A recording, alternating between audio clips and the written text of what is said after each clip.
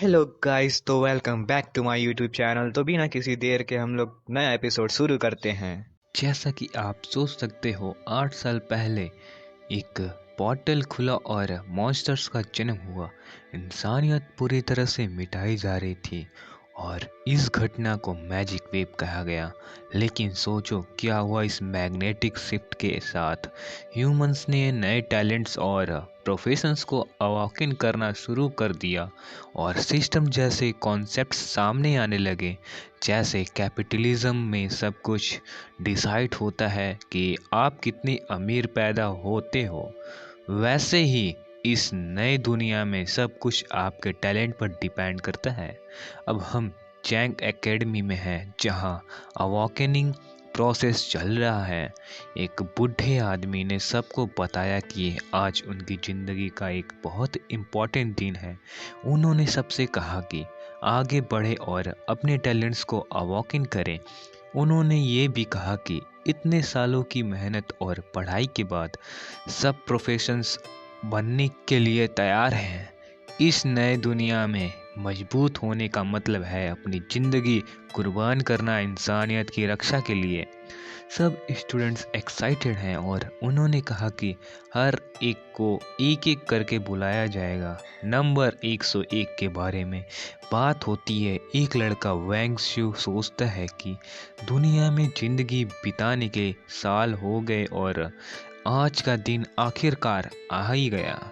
यहाँ टैलेंट्स को कैटेगरीज में डिवाइड किया गया है।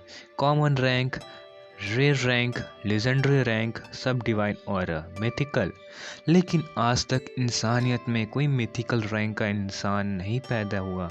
ज़्यादा लोग स्वॉर्ड्समैन या मेज बने का सपना देखते हैं।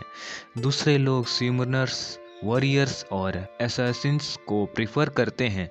लेकिन सबसे कम पसंद की गई क्लास है प्रीस्ट, क्योंकि ज़्यादा लोग इसमें अवॉकन होते हैं पर उनकी हीलिंग वीक होती है। ये बैटल के कोर्स को बदल नहीं सकता, इसलिए इसे एक बैड प्रोफेशन माना जाता है।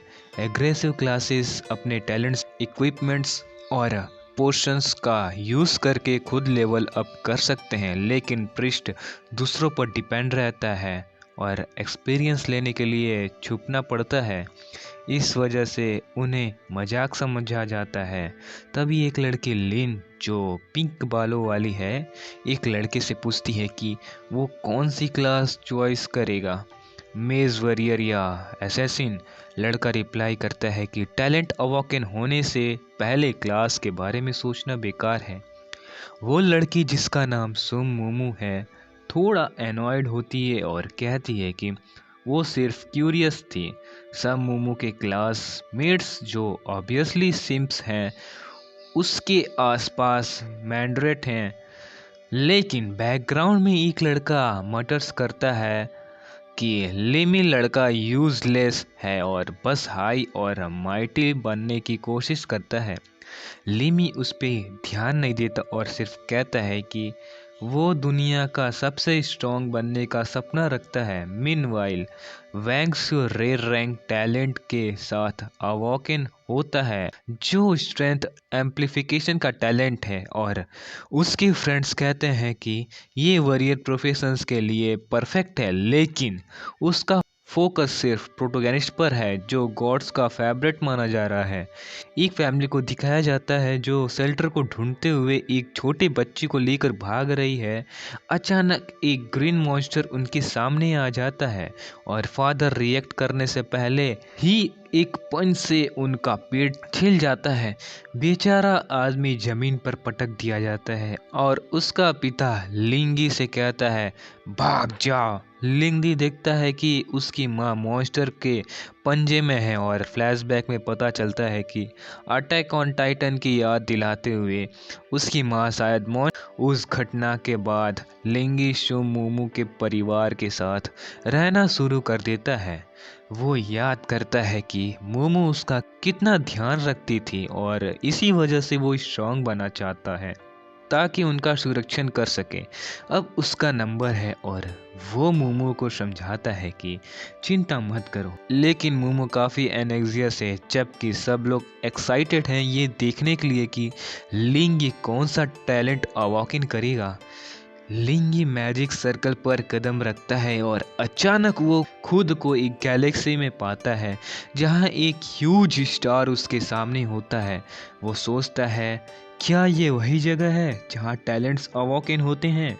जैसे ही वो अपना हाथ बढ़ाता है, एक ब्लू ड्रैगन ऊपर से अपीयर होता है और एक रेड ड्रैगन नीचे से ऊपर उठता है। दोनों ड्रैगन्स उसके अंदर चले जाते हैं और उसका टैलेंट अवॉकिन होता है, एक मिथिकल रैंक्ड टैलेंट। टैलेंट का नाम है reversal of heaven and earth. System पूछता है क्या तुम इससे छुपना चाहते हो। यह टैलेंट पॉजिटिव एबिलिटीज को नेगेटिव और नेगेटिव एबिलिटीज को पॉजिटिव में बदल सकता है। हाई लेवल पर यह चीज़ों की नेचर तक बदल सकता है। फिलहाल कोई भी अल्टर्ड एबिलिटी 10% माना कंज्यूम करेगी और डिफअप्स बफ्स में बदलेंगे। ये एबिलिटी ऑन और ऑफ की जा सकती है, लेकिन लिंगी को अभी तक इसका पूरा फंक्शनलिटी समझ नहीं आया। वो सोचता है कि किसी ऑफेंसिव क्लास के साथ वो खुद को भी हील कर पाएगा, पर प्रॉब्लम ये है कि अगर कोई उस पर फिजिकल अटैक करे तो शायद टैलेंट कम ना करे। और सबसे बड़ी दिक्कत यह है कि अगर कोई प्रिस्ट उसे हील करने की कोशिश करेगा तो हीलिंग डैमेज में बदल जाएगी। इस टैलेंट के हाइड करने की ऑप्शन इसी वजह से दिया गया था। जब वो बाहर आता है तो किसी को नहीं पता होता है कि उसका टैलेंट क्या है। मूमू उसे पूछती है, लेकिन वो कहता है कि अभी वो सीक्रेट ही रहेगा। लोग उसके बारे में अफवाह उठाने लगते हैं कि शायद उसका टैलेंट इतना बेकार है कि वो बताना नहीं चाहता। अब मूमू की बारी आती है अपना टैलेंट अवॉकिन करने की। टैलेंट अवॉकिन करने के बाद सबको एक अलग एरिया में जाना पड़ता है अपना प्रोफेशन चॉइस करने के लिए। लिंगी एक औरत की स्टैच्यू के पास जाता है और अपना प्रोफेशन चॉइस करता है। प्रीस्ट स्टैच्यू उसे कंफर्म करती है क्या तुम सच में यही चॉइस करना चाहते हो। लिंगी कंफर्म करता है और प्रोफेशन चेंज शुरू होता है। उसके आसपास गोल्डन लाइट चमकने लगती है। प्रीस्ट का आउटफिट पहनते ही उसके चेस्ट पर एक स्कल एम्बेलम होता है। फिलहाल उसके स्टेट्स काफ़ी लो है, लेकिन उसका मिथिकल टैलेंट उसे अलग बनाता है। उसकी बेसिक एबिलिटीज़ में है द हीलिंग आर्ट, जो किसी टारगेट का 50 HP रिस्टोर करता है, और क्लेवरियंस, जो किसी का माना रिस्टोर करता है। लेकिन जैसे ही वो reversal of heaven and earth activate करता है, हीलिंग आर्ट्स रिवर्स हो जाता है और 50 ट्रू डैमेज देने लगता है। ये ट्रू डैमेज किसी भी डिफेंस को बाईपास करता है। रिवर्स क्लेयरवोयंस किसी टारगेट का 30 माना ड्रेन कर देता है। लिंगी इस स्किल को देखता है और सोचता है कि ये परफेक्ट है मेजस के माना को डिप्लीट करने के लिए, ताकि वो स्पेल्स कास्ट ना कर सके। लेकिन एक प्रॉब्लम है, अगर कोई एली उसे हील करने की कोशिश करे या फिर बफ देने की सोचे तो इफ़ेक्ट रिवर्स हो जाएगा। इसलिए उसका फाइटिंग स्टाइल काफ़ी ट्रिकी है। लोग हैरान हैं कि किसी ने सच में रोस्ट प्रोफेशन चॉइस किया। मोमो का टैलेंट अवॉकन होता है, एक लेजेंडरी टैलेंट बायोनिक टीयर्स। यह टैलेंट मोमो को दूसरी दुनिया से स्पिरिट्स ह्यूमन करने की ताकत देता है, जो उसके लिए लड़ते हैं। सब उसकी तारीफ करते हैं, कहते हैं कि ये गॉडेस वाकई कमाल की है। मोमो प्रोफेशन स्टैच्यू के पास जाकर मेस चॉइस करती है। सब कॉन्फिडेंट है कि उसका फ्यूचर लेजेंडरी टैलेंट और स्ट्रॉन्ग क्लास के साथ सिक्योर्ड है। लेकिन दूर से एक बूढ़ा आदमी बोलता है कि वो ज़्यादा इंटरेस्टेड है उस लड़के में जो प्रिस्ट बना है। उसके साथ खड़ा एक और आदमी कहता है कि लड़का हेजिटेंट नहीं लग रहा था, इसका मतलब है कि उसके पास कोई सॉलिड सी वजह है। तभी सुमोमो लिन के पास आती है अपना मेस आउटफिट पहने हुए। वो उसे पूछती है कि क्या वो डंजियोन के लिए उसके साथ टीम अप करेगा, लेकिन लिन अपना टैलेंट छुपाने के लिए मना कर देता है। कहता है कि उसके अपने प्लान्स हैं। मोमो कंफ्यूज होकर उसे पूछती है कि वो क्या करने वाला है। लेकिन लीन जवाब देने से पहले ही एक मैसेज अनाउंस होता है कि कैवेरिन ओपन हो चुका है। जो भी अपना टैलेंट अवॉकन और प्रोफेशन चॉइस कर चुका है वो इंटर कर सकते हैं। कुछ लोग लिन और सुमुमो के पास आकर टीम ज्वाइन करने का ऑफर देते हैं, कहते हैं कि वो लिन को भी खेलेंगे चाहे उसके प्रोफेशंस कितना भी यूजलेस हो, लेकिन लिन डायरेक्टली मना कर देता है। तब टीचर समझ जाता है कि डंजियंस टीम वर्क के बिना नहीं जीते जा सकते हैं। सबसे टैलेंटेड इंसान भी डेमंस की हॉर्डेस और अकेला नहीं संभाल सकता। वो सभी डायरेक्टर को ग्रेड करते हैं, जो कहते हैं डेमंस का सामना करते हुए सारी रिविलरीज भूल जानी चाहिए। लिन क्लियरिफाई करता है कि उसका किसी से कोई प्रॉब्लम नहीं है, लेकिन वो अकेला रहकर अपने एक्सपीरियंस गेन मैक्सिमाइज करना चाहता है।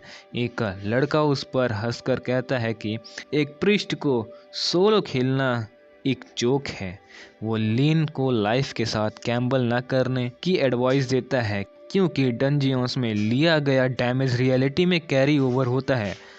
लेकिन लिन उनका कॉन्शन सुनकर बस थैंक्स कहता है और इंसिस्ट करता है कि वो मैनेज कर लेगा। उसे पता है कि जल्दी लेवल अप करने के बेस्ट तरीका सोलो खेलना है। दूर से डायरेक्टर लिन के कॉन्फिडेंस को ऑब्जर्व करते हुए सोचता है कि ये लड़का इतना कॉन्फिडेंट क्यों है।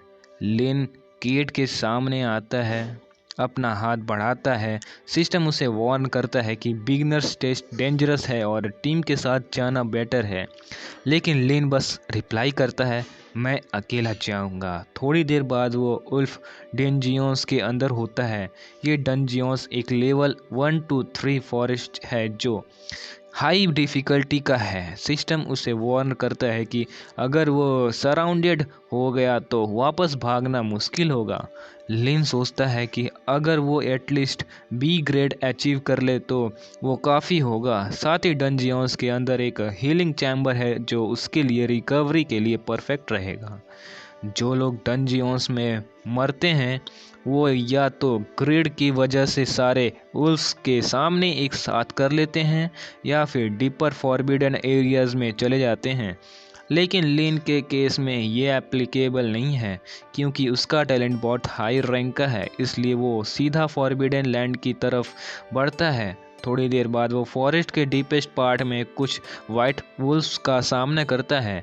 शायद ये ग्रे वुल्फ्स भी हो सकता है, ये समझाना मुश्किल है। ये लेवल 1 क्रिएचर्स हैं, लेकिन फिर भी चैलेंज क्रिएट करते हैं। एक वुल्फ अपनी बाइट स्किल एक्टिवेट करके लिन की तरफ जंप करता है, लेकिन लिन बस मुस्कुराकर अपना स्टाफ पॉइंट करता है और हीलिंग आर्ट रिवर्स करता है। एक फायरी लाइट का पिलर मॉन्स्टर के पीछे से निकलता है, उसे एक ही अटैक में इवापोरेट कर देता है। लिन को इसे 10 एक्सपीरियंस पॉइंट्स मिलते हैं। तभी 2 और उल्स अपनी बाइट स्किल के साथ लिन पर अटैक करते हैं, लेकिन लिन उनका डैमेज रिवर्स करके अपने आप को हील कर लेता है। ये कंफर्म हो जाता है कि वो अपने आसपास होने वाले हर एक्शन को रिवर्स कर सकता है। उसके एबिलिटीज़ उसे ओवरपावर्ड बनाती है। वो क्लेवरियंस एक्टिवेट करता है, जिसे वुल्फ्स का माना ड्रेन हो जाता है और वो इमोबलाइज्ड हो जाते हैं। एक और वुल्फ बिना स्किल यूज किए चार्ज करता है तो लिन उसे डॉस कर लेता है। उसका प्लान सिंपल है, अपने मिथिकल टैलेंट का यूज़ करके सारे डंजियंस को एफिशिएंटली क्लियर करना। वो एक और हीलिंग स्किल का यूज़ करता है और मॉन्स्टर गिर जाता है। उसका प्लान है कि एरिया के सारे क्रिएचर्स को ख़त्म करके लेवल 4 तक पहुंचना है।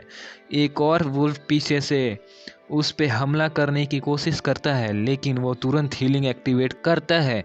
लड़ाई के दौरान वो सोचता है कि इस दिन के लिए उसने कितनी मेहनत की है।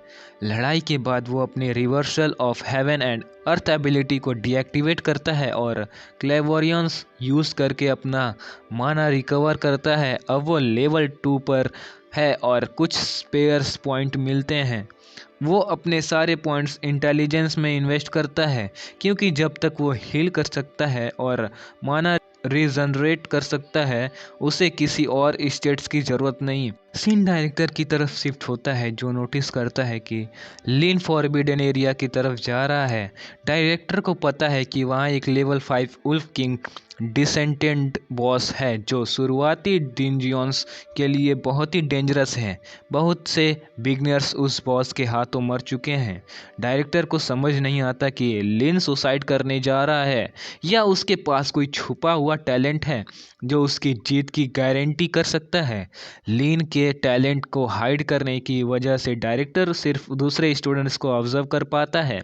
दूसरी तरफ एक और आदमी मूमू के ग्रुप को मॉनिटर कर रहा होता है। मूमू और उसकी टीम मैजिकली क्रिएचर से लड़ रहे होते हैं। आदमी कमेंट करता है कि मूमू के स्पेल्स में थोड़ी फायर पावर की कमी है। उसका स्पिनिंग मैजिक स्टाइल यूनिक है, लेकिन उसके स्पेल्स क्रिएचर्स को डायरेक्ट पैरिस नहीं करते। एक इनेमी गिरते ही दो और क्रिएचर्स मूमू की तरफ रश करते हैं। वो अपने दोस्तों को तुरंत पीछे हटने के लिए कहती है। जब उसका मैजिक कूल डाउन खत्म होता है, वो एक स्पिरिचुअल क्लोन स्यूमन करती है जो उसके बीच स्पिन करता है। उसके ग्रुप को थोड़ा टाइम मिलता है रेस्ट करने का। डायरेक्टर मोमो के प्रॉमिस फ्यूचर की तारीफ करता है। सेन वापस लेन पर शिफ्ट होता है। एक रैबिट एक वुल्फ से भाग रहा होता है और लेन एक और क्रिएचर को हराकर लेवल 3 तक पहुंच गया होता है। उसका प्रोग्रेस एक्सपेक्टेड स्पीड से हो रहा है और वो जल्द ही लेवल 4 तक पहुंच जाएगा। एक आवाज़ सुनकर वो पीछे देखता है और बुशेस को साइड करते ही बॉस को देखता है। लेवल 5 उल्फ किंग डिसेंडेंट सामने होता है। इस क्रिएचर का एग्जिस्टेंस शुरुआती एरिया के लिए एक ताबू है। ये बॉस अक्सर दूसरी वुल्फ्स के ग्रुप के साथ होता है, लेकिन लीन जानता है कि कभी कभी वो अलग हो जाता है, तभी वो अटैक करेगा। कुछ ही देर में बॉस एक आसपास की सारी वुल्फ्स लीन ने मार दी होती है और वो लेवल 4 तक पहुंच चुका होता है। तभी बॉस उसकी तरफ देखता है। लीन हंसी करते हुए पूछता है, क्या तुझे लगता है कुछ गलत हो रहा है? बॉस के सामने वो शॉक्ड होता है। उसके पास 2000 एचपी होता है, जो पहले के उससे 50 गुना ज़्यादा है। बॉस का पहला अटैक लीन अपनी एबिलिटी के साथ रिवर्स कर देता है और हंसी करते हुए वुल्फ का शुक्रिया अदा करता है। हीलिंग के लिए क्रिएचर फिर अटैक करता है, लेकिन लीन जानता है कि माइंडलेस मॉन्स्टर के लिए उसकी स्ट्रेटेजी परफेक्ट है। जब बॉस टायर्ड लगता है और लीन का कूल डाउन ख़त्म होता है, वो हीलिंग स्पेल यूज़ करता है जो बॉस को 500 डैमेज देता है। ये बॉस के हेल्थ का ऑलमोस्ट 1/4 होता है। बॉस का एक बेसिक स्लैशिंग अटैक लीन के लिए लीथल हो सकता था, लेकिन वो टाइम पे डॉज कर लेता है। बॉस को लगता है कि कुछ गलत है, लेकिन लीन जानता है कि अब देर हो चुकी है। बॉस अपनी स्ट्रेंथनिंग स्किल यूज़ करता है और लीन की तरफ चार्ज करता है, लेकिन लीन कहता है कि अगर वो और उल्स भी होती तो लड़ाई मुश्किल होती, लेकिन अब सिर्फ बॉस होने की वजह से वो हार नहीं सकता। एक और हीलिंग स्पेल फॉरेस्ट के एटमॉस्फेयर को गुनगुनाने लगता है और बॉस की हार तय होती है और बॉस गिर जाता है। लीन को 1000 एक्सपीरियंस पॉइंट्स मिलते हैं और वो लेवल 5 तक पहुंच जाता है। उसे एक लो टायर ब्रोंज चेस्ट भी मिलता है। सोचता है कि उसने एक सीक्रेट बॉस को हराया है तो रिवॉर्ड ज़्यादा होना चाहिए था। फिर वैसे ही चेस्ट अपग्रेड हो जाता है और सिस्टम अनाउंस करता है कि क्योंकि उसने कोई डैमेज डीलिंग स्किल्स नहीं यूज़ की, उसे एसएस रैंक मिला है। एज अ रिवॉर्ड सिस्टम उसे एक एडवांस चेस्ट भी देता है। लेन समझ जाता है कि ये उसकी हीलिंग स्पेल से अटैक करने की वजह से हुआ। डंजियंस के अंदर सबको उसकी अचीवमेंट के बारे में पता चल जाता है और सब हैरान हो जाते हैं। लोग सोच रहे होते हैं कि ऐसे कौन सा टैलेंट जो एसएस रैंक अचीव कर सकता है। एकेडमी के पुराने इंस्ट्रक्टर को भी ऐसे कुछ देखा नहीं था। मोमो जो अपनी पूरी कोशिश कर चुकी थी और अच्छा टैलेंट रखती है, वो सिर्फ ए रैंक तक पहुंच पाई थी। उसे कोई आइडिया नहीं था कि लेन ने कितनी मेहनत की थी उस रैंक को पाने के लिए। लेन अब डंजियन से बाहर निकल रहा है और सोचता है कि वो एक्सपेक्टेड से ज़्यादा लकी था, लेकिन अब फाइनल रिवॉर्ड का वक्त आ गया है। वो चेस्ट को ओपन करने का ऑर्डर देता है। चेस्ट के अंदर उसे एक क्लास स्पेसिफिक स्किल मिलती है, डिवाइन हीलिंग। साथ ही पंच एट्रीब्यूट पॉइंट्स और एक शैडो डैगर मिलता है। शैडो डैगर में अटैक 50 पॉइंट्स और 5% चांस है ब्लीडिंग कॉज करने का। डिवाइन हीलिंग में 10 मीटर के रेडियस में सबको 100 HP रिस्टोर करता है। लीन इससे सीख लेता है और तुरंत रिवर्सल यूज करता है। अब ये एबिलिटी 100 डैमेज करती है और 20 HP पर सेकेंड का हील भी देता है। इसका माना कॉस्ट और कूल डाउन ज़्यादा होने के बाद भी ये एबिलिटी मल्टीपल क्रिएचर्स के साथ फाइट करने के लिए परफेक्ट है। लीन अपने सेटअप के साथ ज़्यादा रिस्क ले सकता है, खुद को मॉन्स्टर्स हॉर्स में डालकर जल्दी लेवल अप कर सकता है और अपनी माना रिकवरी एबिलिटी के साथ साथ उस लेवल पर कोई मेज उसे ज़्यादा पावरफुल नहीं हो सकता। उसने जो एक्स्ट्रा एट्रीब्यूट्स पॉइंट्स अर्न किए हैं वो भी उसकी मदद करेंगे। केवल वो लोग जो हाई ग्रेड्स अचीव करते हैं अपने पॉइंट्स को कहाँ एलोकेट करना डिसाइड कर सकते हैं, और जैसे यूजुअल होता है वो पंच पॉइंट्स इंटेलिजेंस में डालता है। उसका गोल है दुनिया का सबसे ज़्यादा डैमेज डीलर बनना। डंजियंस के बाहर कोई कहता है कि कोई निकल रहा है। सब समझते हैं कि ये वो टीम है जो हाईएस्ट रैंक अचीव की है, लेकिन बस लीन ही निकलता है। लोग सोचते हैं कि एसएस रैंक वाली टीम अभी भी अंदर होगी, कुछ फिनिश कर रही होगी। मोमू आके पूछती है कि क्या ये उसने किया था। लोग उसे कहते हैं कि उस लूजर को ओवर एस्टिमेट मत करो, क्योंकि वो अकेला था इसलिए ये इम्पॉसिबल है।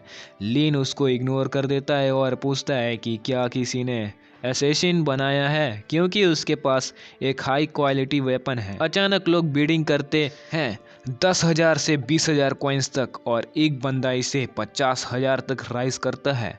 लीन ये अमाउंट इंटरेस्टिंग लगती है और वो कहता है कि अगर कोई और ज़्यादा ऑफर करे तो वो बेच देगा। एक लड़की अपना हाथ उठाती है और अनाउंस करती है कि वो 1,00,000 अलायंस कॉइन्स दे देगी। जब लोग हैरान हो जाते हैं क्योंकि ये अमाउंट किसी को 10 साल तक कंफर्टेबली खाना खिलाने के लिए काफ़ी है। लिन सोचता है कि लड़की लकी है क्योंकि ये डैगर सच में उस प्राइस के लायक है। वो डैगर निकाल कर डील को फाइनलाइज कर देता है। एल्डर को जो ऊपर से देख रहे होते हैं, एक कहता है कि लिन ये अकेला आया था और दूसरा कहता है कि अगर ये सच है तो उसने अंडर किसी टीम में ज्वाइन किया होगा, क्योंकि सोलो प्लेयर्स के लिए एसएस रैंक अचीव करना इम्पॉसिबल है। रैंक के लिए 0 डैमेज लेना पड़ता है, जो सोलो प्लेयर के लिए सोचना भी इम्पॉसिबल है।